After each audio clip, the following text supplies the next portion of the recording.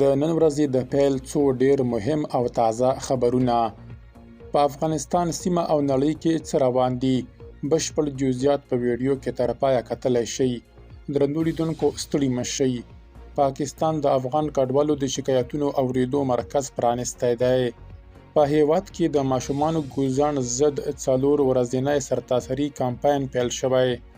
د اسلامي امارت د واکمنۍ چارواکي وایي له قزاقستان سره سوداګري تر 3 میلیارده ډالر رسوي.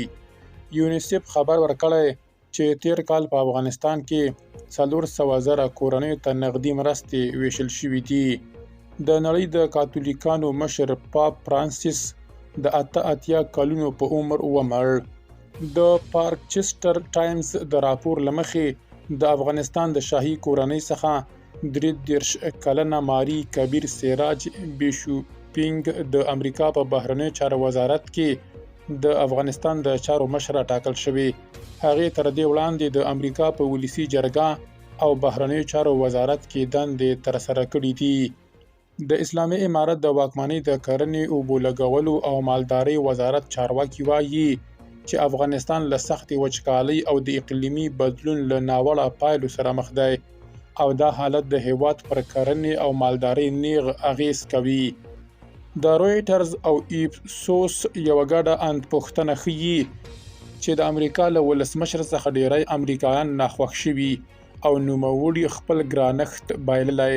د دې اندپوښتنې له مخې 42 سلنه امریکایانو د ډونالډ ټرمپ د ولسمشرۍ کړنې منلې، پاتې نور ترې ناخوښ دي. د اسلامي امارت واکمنۍ د تیمورشاه جلالزي په نوم د ټولنیزو رسنیو یو نیوګر کارن نیولی او جبري منښتې ته یې اړ کړی دی. نوموړی ځوان چې د غزني د اندړو ولسوالۍ اوسیدونکی دی د دغې واکمنۍ پر خلاف د تبلیغاتو په تور نیول شوی دی. د اسلامي امارت د اوبو او برېښنا وزیر د ترهګرو غورځنګونو له نوملړه د دغه غورځنګ د نوم د ایستلو هرکلی وکړ او روسي پانګوالو ته یې بلنه ورکړه چې کابل ته د پنجشیر د اوبو د لیږد په پروژه کې پانګونه وکړي. درنو لیدونکو له ملتیا مو مننه.